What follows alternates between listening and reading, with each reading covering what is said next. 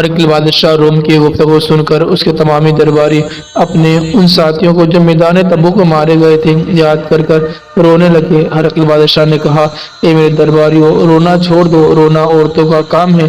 اب تم لوگ تیاری کر کے مقابلے اجنادین میں جمع ہو جاؤ اور آنے والے اسلامی لشکر کا مقابلہ کرو۔ ہرقل بادشاہ کے وزیر نے کہا، اے بادشاہ، جن لوگوں نے آپ کو اس سارے حالات کی خبر دی ہے، ہم چاہتے ہیں کہ ہم بھی ان کی زبان سے ان حالات کو تفصیل سے سن لیں تاکہ ہم بھی اس اعتبار سے مسلمانوں کے مقابلے کی تیاری کر سکیں۔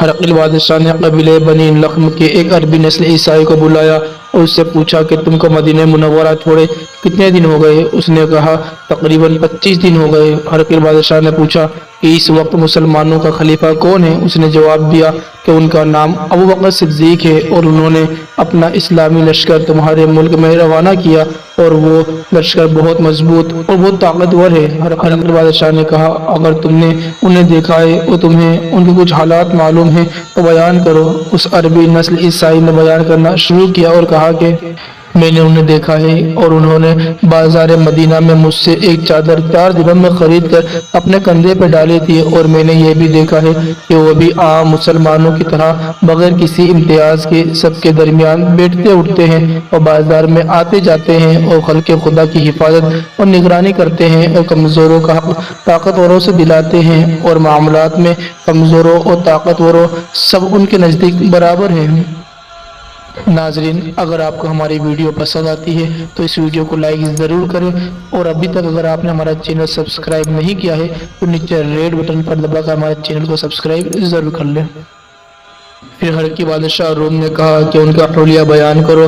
اس عیسائی نے حضرت سیدنا ابو بکر صدیق رضی اللہ تعالیٰ عنہ کا حلیہ اس طرح بیان کیا کہ مسلمانوں کے خلیفہ ابو بکر صدیق کا قد لمبا ہے، رنگ گندمی ہے، دونوں رخسار پتلے اور ہلکے ہیں، گفتگو میں انتہائی خوش بیان ہے، دانت بہت خوبصورت۔ اس عربی نسل عیسائی یہ باتیں سن کر ہنسا اور کہا کہ بے شک وہی خلیفہ رسول عربی صلی اللہ علیہ وسلم ہے، ہم نے اپنی کتابوں میں ان کا یہی حلیہ لکھا دیکھا ہے، اور یہ بھی لکھا دیکھا ہے کہ ان کے بعد رسول عربی صلی اللہ علیہ وسلم کے جو دوسرے خلیفہ ہوں گے ان کی آنکھیں سیاہ، قد لمبا اور رنگ گندمی ہوگا، اور مثل شیر کے حملہ کرنے والے ہوں گے، اور انہی کے ہاتھوں دین اسلام کے دشمنوں اور مخالفوں کی ہلاکت ہوگی۔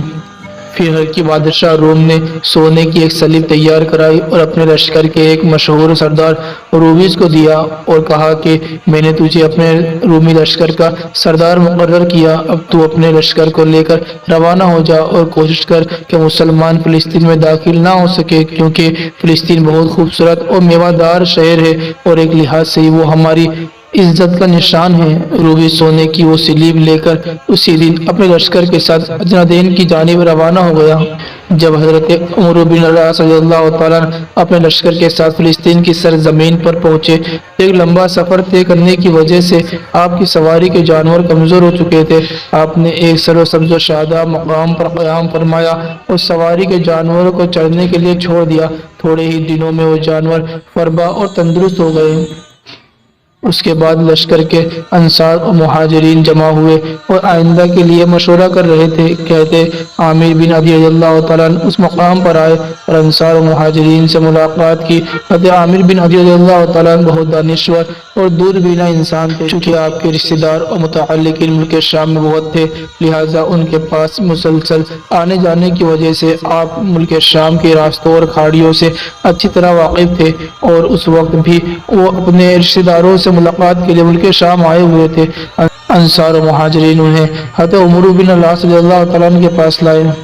حضرت عمرو بن العاص رضی اللہ تعالیٰ عنہ نے دیکھا کہ حضرت عامر بن عدی رضی اللہ تعالیٰ عنہ کا چہرہ اداس ہے اور وہ بہت گھبرائے ہوئے سے معلوم ہوتے ہیں۔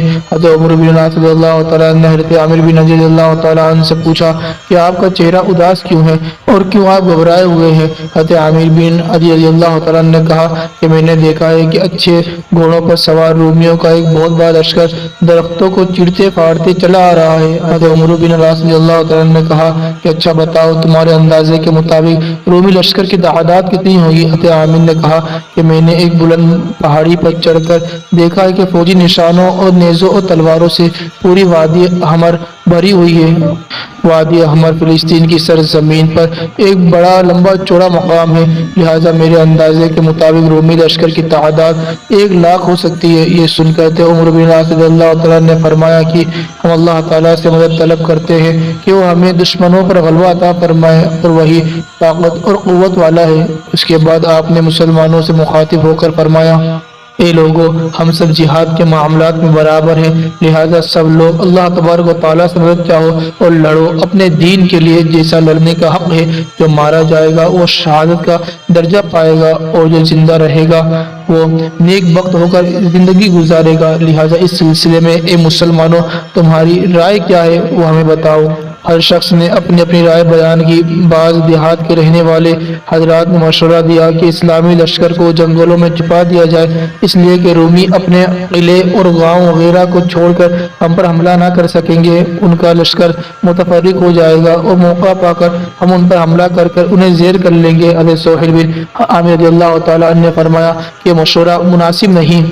رومی ہمیں اپنے مقابلے میں نہ پا کر ہمیں بزدل اور کمزور سمجھ کر ہم پر جری ہو جائیں گے۔ انصار مہاجرین نے کہا کہ ہم نے رسول کریم صلی اللہ علیہ وسلم کے ساتھ کم تعداد میں ہوتے ہوئے بھی کفار مشرکین کی بڑی سے بڑی تعداد کا مقابلہ کیا ہے اور ہم غالب رہے۔ اللہ تبارک و تعالیٰ نے ہماری مدد فرمائی، اور اس وقت تو ہم دشمن کے دیار میں ہیں اور کسی بھی حالت میں وہ ہمیں قتل کرنے سے گریز نہ کریں گے، لہٰذا ہمیں چاہیے کہ مضبوط ارادوں کے ساتھ ان کا مقابلہ کرے۔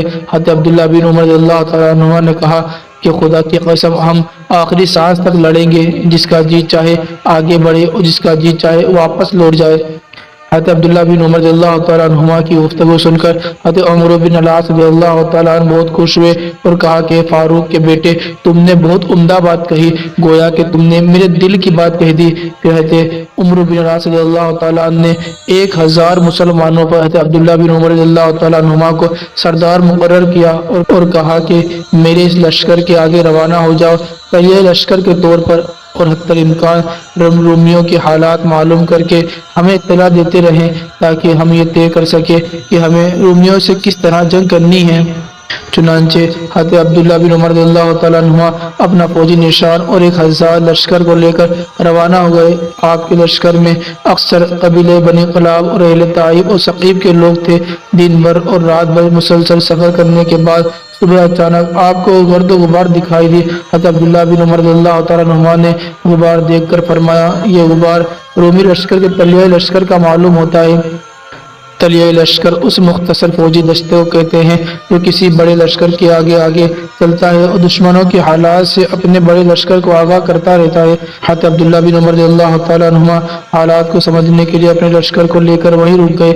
آپ کے ساتھیوں میں سے کسی نے کہا کہ اگر اجازت ہو تو میں آگے جا کر حالات معلوم کرنے کی کوشش کروں۔ حضرت عبداللہ بن عمر رضی اللہ تعالیٰ عنہ نے فرمایا کہ جب تک حالات صحیح طور پر معلوم نہ ہو جائے ہمارا ایک دوسرے سے جدا ہونا مناسب نہیں۔ ابھی یہ گفتگو ہو ہی رہی تھی کہ غبار مسلمانوں کے قریب آ گیا۔ 10,000 رومی سوار ظاہر ہوئے جنہیں رومی لشکر کے سردار روبیس نے بطور تلیہ لشکر روانہ کیا تھا، اور ایک شخص کو ان پر سردار مقرر کیا تھا اور اپنے تلیہ لشکر کو حکم دیا تھا کہ وہ اس کو مسلمانوں کے حالات کی خبریں دیتے رہیں۔